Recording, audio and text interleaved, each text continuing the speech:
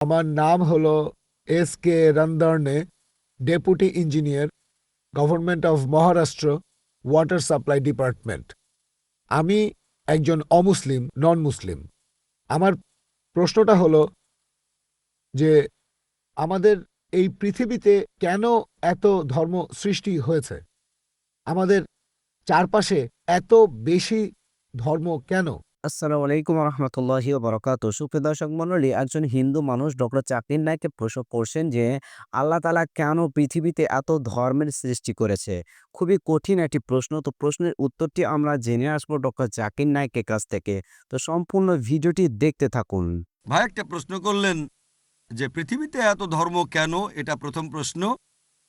আর তারপর একটা মন্তব্য করলেন যে শান্তি মানবতার সমাধান, এটা পিস টিভির স্লোগান। শান্তির জন্য প্রয়োজন জ্ঞান আর বিজ্ঞতা। আমি আপনার সঙ্গে একমত।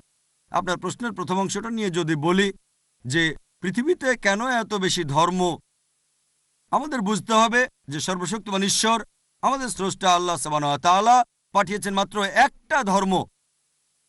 আল্লাহ পবিত্র কোরআনে বলেছেন, সূরা আলে ইমরান অধ্যায় নম্বর 3 আয়াত নম্বর 19, ইসলাম, একমাত্র ধর্ম, একমাত্র জীবন দর্শন যেটা আল্লাহ তাআলার গ্রহণযোগ্য, সেটা আল্লাহ তাআলার কাছে আত্মসমর্পণ করা।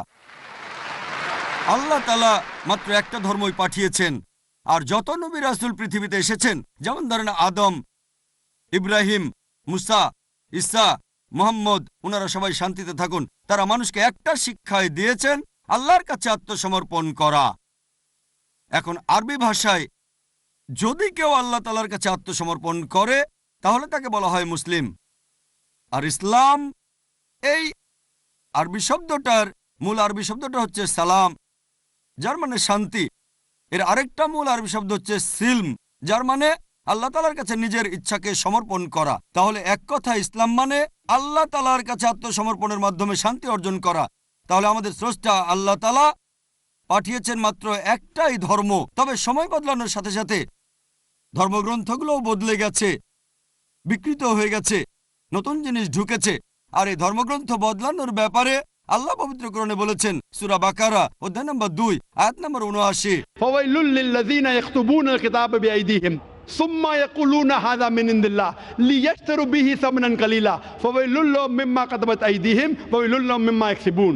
দুর্ভোগ তাদের যারা নিজ হাতে কিতাব রচনা করে আর বলে এটা আল্লাহর নিকট হতে। তারা এটা বলে তুচ্ছ মূল্য প্রাপ্তির জন্য। তাদের রচনার জন্য শাস্তি তাদের, যা উপার্জন করে সেজন্য শাস্তি তাদের। আল্লাহ তাআলা পাঠিয়েছেন অনেক আসমানি কিতাব, অনেক ইনস্ট্রাকশন ম্যানুয়াল। সময় বদলানোর সাথে সাথে এই ইনস্ট্রাকশন ম্যানুয়াল, আল্লাহর এই আসমানি কিতাব বদলে গেছে। যখন কোনো কিতাব বিকৃত হয়ে গেছে, আল্লাহ নতুন রাসূল পাঠিয়েছেন আর নতুন কিতাব। এইভাবে অনেক দিন চলেছে। তারপর আল্লাহ পাঠালেন সর্বশেষ ও চূড়ান্ত নবী মুহাম্মদ সাল্লাল্লাহু আলাইহি সাল্লামকে, আর সর্বশেষ ও চূড়ান্ত আসমানি কিতাব কোরআন নাজিল করলেন। এর আগে যেসব নবী রাসূল এসেছিলেন, আমাদের প্রিয় নবী মুহাম্মদ সাল্লাল্লাহু আলাইহি সাল্লাম বলেছেন যে আল্লাহ তাআলা এই পৃথিবীতে 1,24,000 নবী রাসূল পাঠিয়েছেন।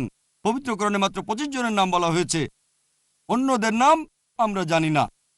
হতে পারে একজন প্রশ্ন করেছিল, আপনি কি মনে করেন, একজন হিন্দু আমাকে এই প্রশ্নটা করেছিল, আপনি কি রামকে আল্লাহর রাসূল বলে মানেন, অথবা শ্রীকৃষ্ণকে কি আল্লাহর রাসূল বলে আপনি মানেন?